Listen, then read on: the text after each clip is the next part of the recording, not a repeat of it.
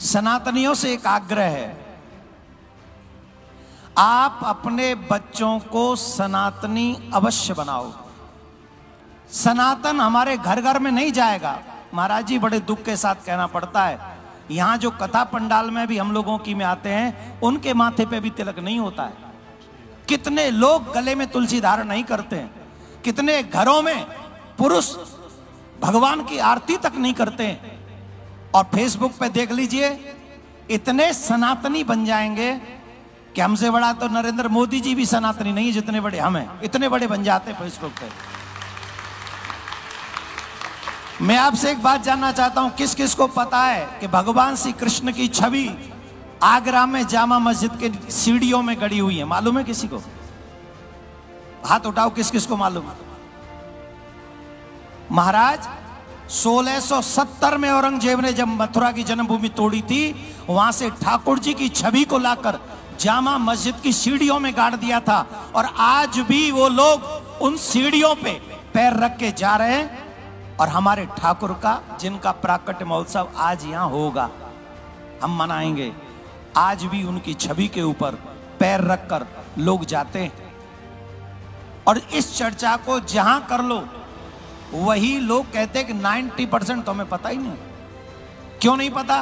क्योंकि हमने अपने सनातन परंपरा को जानने का कोई मन ही नहीं बनाया कि आप बताओ कि करना क्या है कि जिससे हमारे ठाकुर जी वहां से निकल आए।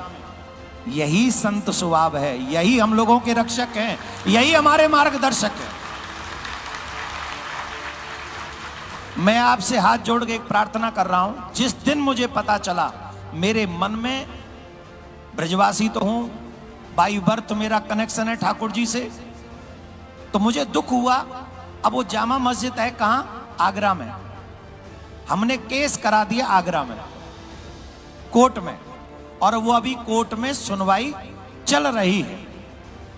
भगवान से प्रयागराज तीर्थ में भी हमने यही प्रार्थना की है कि हे नाथ, अगर हमारा जो मुस्लिम इतिहासकारों ने जो लिखा है, अगर वो सत्य है, अगर वो सत्य है, तुम्हारे ठाकुर जी हैं, अगर ठाकुर जी हैं, तो हम सनातनियों का अपमान तब तक होता रहेगा जब तक हमारे ठाकुर जी आगरा से मथुरा वापस न चले जाएं। अब इसमें ताली काहे को बजा रहे हो?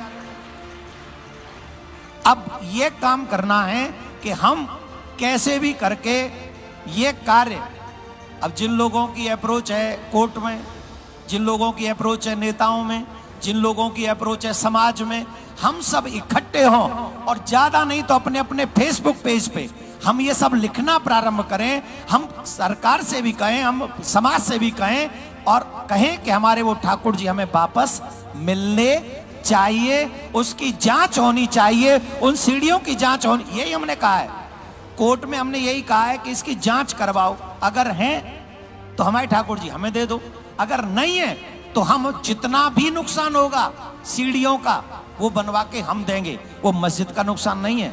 आजकल मशीन भी ऐसी आती है, ऊपर से ही चेक हो जाते हैं, समझ रहे? ऊपर से ही, बिना नुकसान के।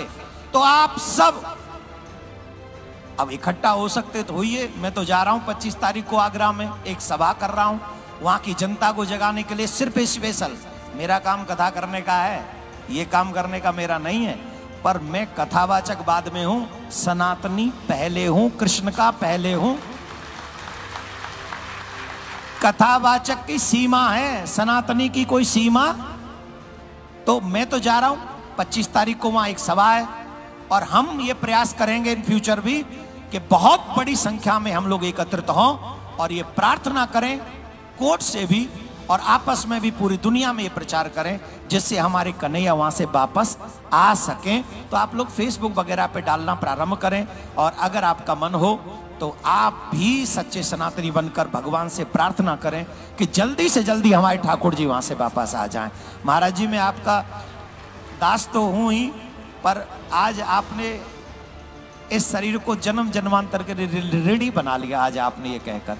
अभी श्री देवकी नंदन जी ठाकुर जी कह रहे थे कि जामा मस्जिद में, और ये ऐतिहासिक सत्य है, मुसलमानों इतिहासकारों ने ये बात लिखी है कि कृष्ण जन्मभूमि की जो मूर्तियां हैं, उनमें वो मूर्तियां भगवान वो जामा मस्जिद की सीढ़ियों में गाड़ी गई। जिन पर म्लेच्छ पैर रख करके चढ़ करके नमाज पढ़ने के लिए जाते हैं। ये बात कितनी पीड़ादायक बात है। तो भैया भारतवर्ष होना चाहिए। बोलो भक्तवत्सल भगवान की।